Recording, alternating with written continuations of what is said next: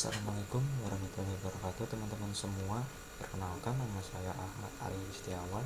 Dan hari ini saya ingin menjelaskan kepada teman-teman apa sih itu driver dan apa aja driver yang menunjang di Windows tentunya ya.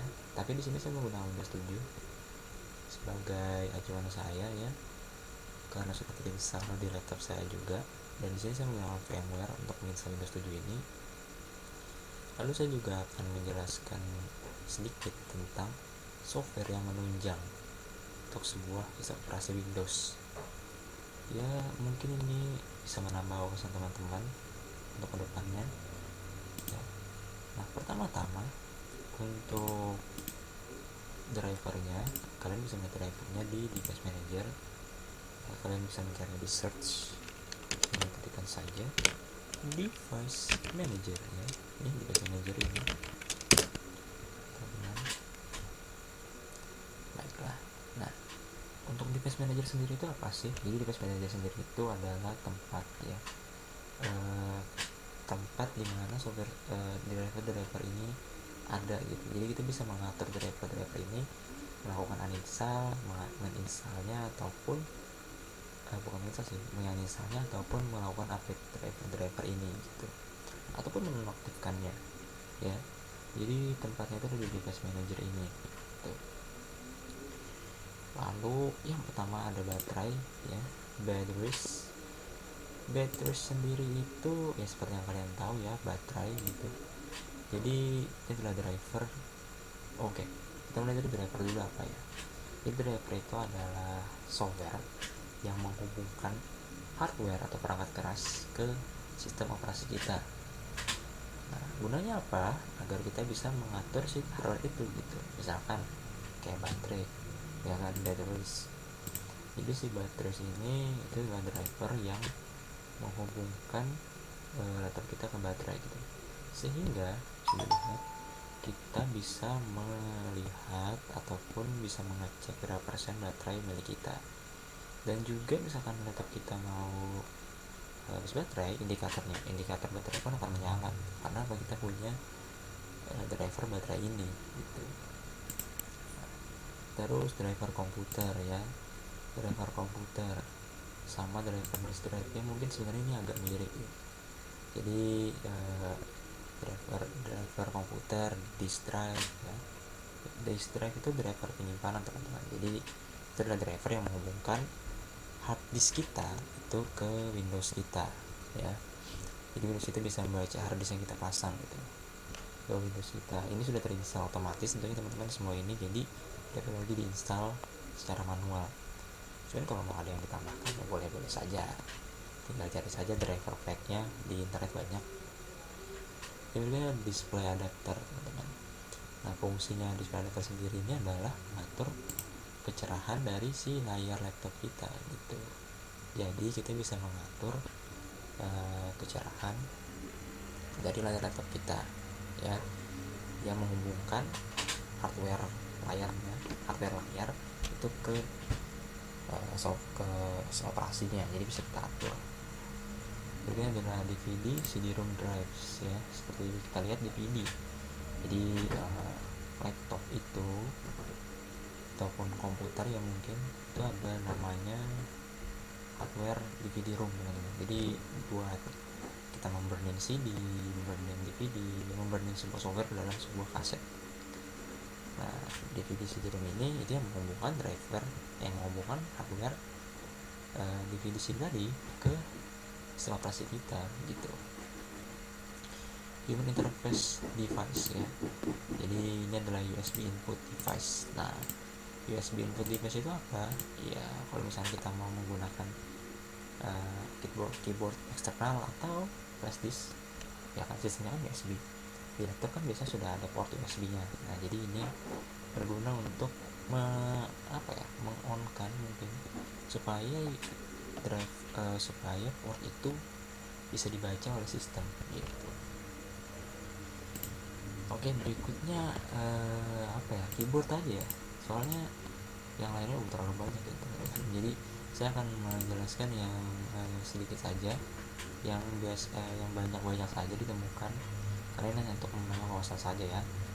Ini adalah keyboards ya teman-teman. Jadi keyboards itu ya keyboards, jadi ini ada driver keyboards ya. Saya kesini kebetulan menggunakan keyboard eksternal. Nah ini juga gini sih, laptop ya biasanya dia sudah ada keyboardnya, tapi kan keyboardnya itu terhubung lagi dengan port. Jadi driver keyboard ini gunanya untuk menghubungkan keyboard yang dipasang di laptop itu ke sistem operasi kita, sehingga kita bisa melakukan inputan itu di keyboard kita. Ini driver input di keyboard ya. Jadi adalah mouse and other pointing device ya, gambarnya mouse ya ini driver mouse teman-teman. Selanjutnya itu adalah monitor ya. Monitor itu adalah driver yang menghubungkan monitor ke minus 7 gitu. Jadi kita bisa mengadjust monitor ini gitu. Bukan mengadjust sih, maksudnya kita bisa menggunakan monitor ini agar terbaca di Windows kita gitu. Network adapter ya, adapter sendiri berguna untuk jaringan tentunya. Seperti di sini network internet akses. Jadi apabila laptop kalian ingin terhubung dengan, karena di laptop itu sudah ada yang namanya LAN card, sudah ada gitu, terus ada yang namanya wireless card mungkin ya. Jadi laptop kita bisa terhubung dengan wifi dan juga kabelan teman-teman. Nah namun untuk terhubung dengan itu dan bisa mengatur itu, kita harus memerlukan driver yang namanya network adapter ini gitu. Jadi network adapter ini adalah adapter jaringan, jadi kita bisa mengatur jaringan di laptop kita begitu teman-teman ya. Berikutnya mungkin akan saya langsung ke prosesor saja karena ini penting ya. Nah prosesor yang saya pakai itu adalah ini AMD 2610 APU with AMD Radeon Graphics teman-teman.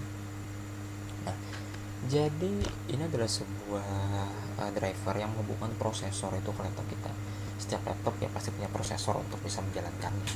Nah namun terpenting adalah drivernya sendiri teman-teman. Kalau misalkan di belum install drivernya sendiri, akan susah kita untuk mengadjust prosesor itu gitu, untuk bisa mengetahui informasi lebih lanjut tentang prosesor itu juga gitu ya. Jadi ini otomatis terinstall sih tentunya. Nah mungkin yang terakhir saya menjelaskan sound video and game controller ini ya teman-teman. Jadi sini namanya high definition audio device. Nah jadi sound card di laptop itu ada, namun untuk terhubung ke laptop itu memerlukan yang namanya driver ini teman-teman. Ya, ini juga berlaku apabila kalian menggunakan speaker atau misalkan yaitu speaker di laptop pun juga sama ya. Jadi gunanya untuk mengatur volume seperti ini, bawah ini nih. Nah ini gitu ya, mengatur volume ini gitu. Jadi kita bisa mengadjust volume kita, volume laptop kita untuk suaranya gitu. Seperti kita menonton film atau misalnya kita menyetel musik pun kita bisa mengadjustnya gitu teman-teman, sesuka hati kita tentunya ya, agar tidak terlalu nyaring juga agar tidak terlalu pelan. Biasanya kalau misalkan sound ini driver ini gak ada gitu, biasanya laptop kita itu tidak bisa di-adjust volumenya, tidak muncul suaranya, bahkan walaupun kita adjust volumenya sampai 100 kali pun tidak akan muncul suaranya karena tidak ada driver ini ya. Biasanya itu sih yang seperti yang pernah saya temui begitu.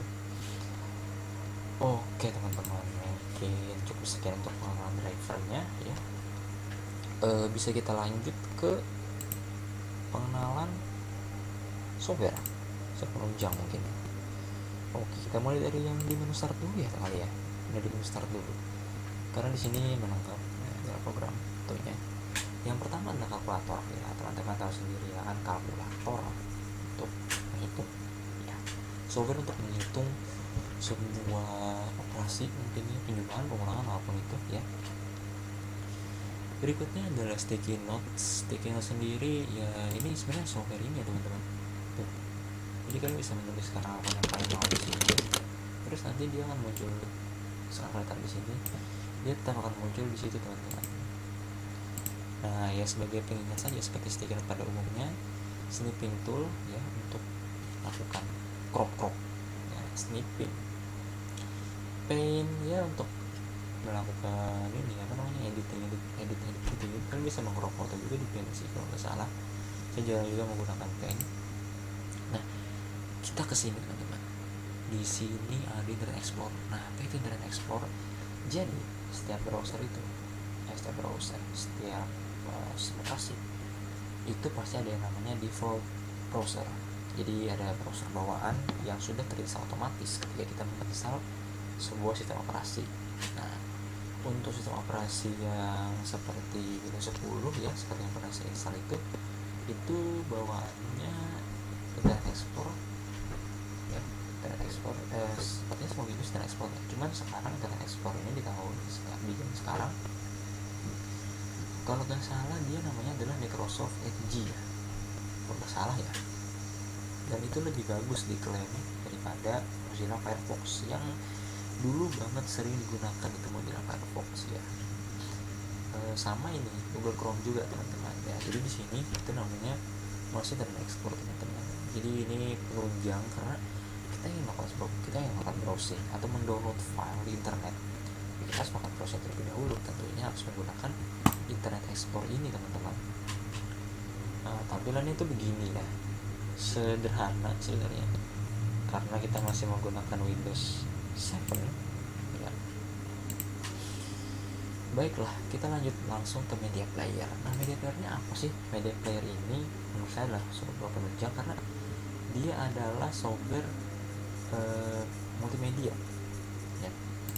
Jadi dia adalah software multimedia yang dimana berfungsi untuk kalian bisa menonton musik, kalian bisa menonton video di sini gitu teman-teman, di apa namanya ini, Windows Media Player ya, Windows Media Player ini teman-teman. Tampilan di Windows 7 begini ya, masih begini teman-teman.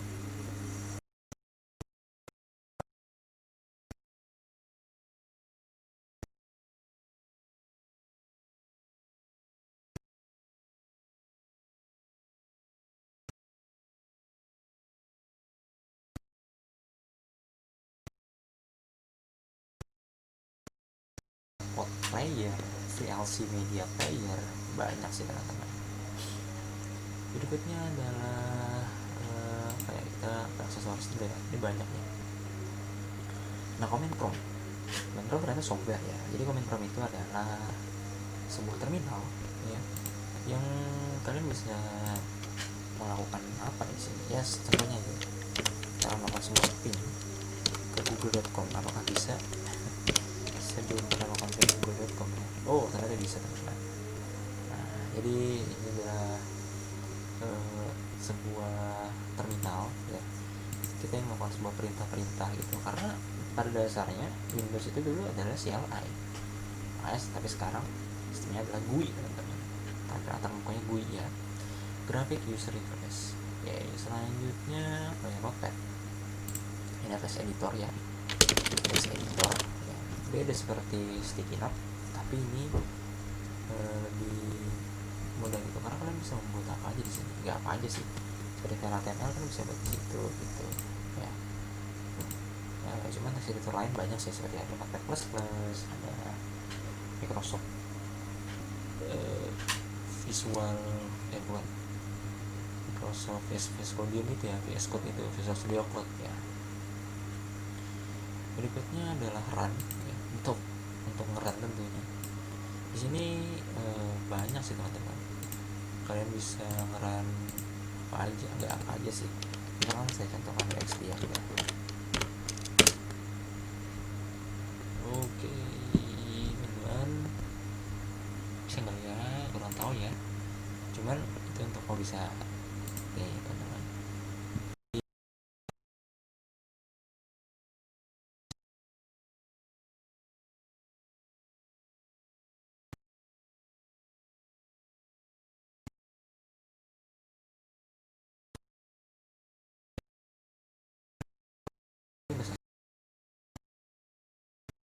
Untuk melihat partisi kita.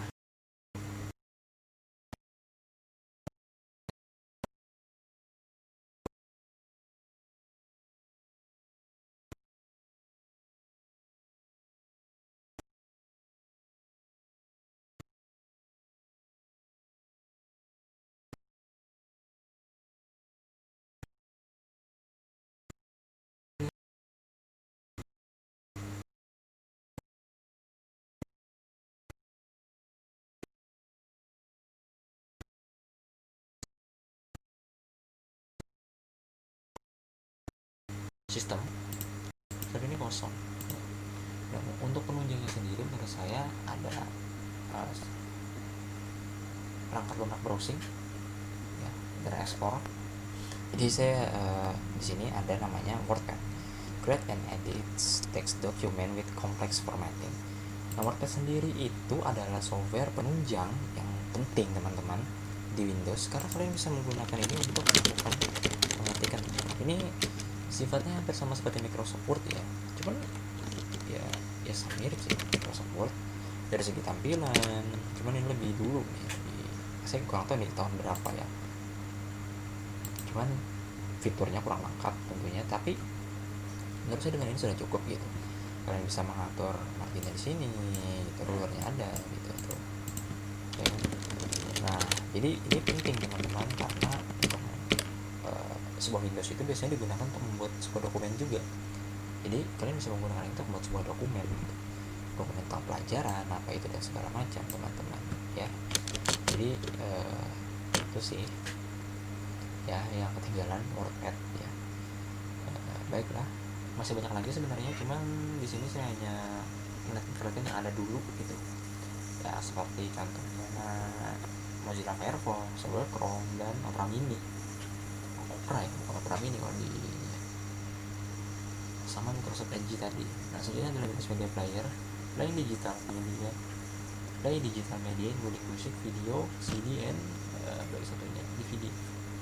Nah, untuk menyetel video gitu teman-teman, sebenarnya ada banyak, ada Pod Player, ada Go Player, ada Winamp juga untuk musik, dan di sini ada Windows Media Player. Command prompt untuk mengetikkan perintah, melakukan perintah-perintah, run ya, open for program, folder, document, or website ya. Jadi kalian bisa buka program dan ini dokumen maupun juga website bisa ya gitu teman-teman. Oke ya, mungkin itu saja teman-teman yang bisa saya sampaikan. Mohon maaf apabila ada kata-kata saya yang kurang jelas karena terbatasnya device yang saya punya gitu. Ini hanya menggunakan headset biasa doang. Dan apabila ada yang ditanyakan, boleh tanyakan di kolom komentar ya. Lalu sampai jumpa teman-teman di video selanjutnya. Goodbye and see you in the next video. Bye.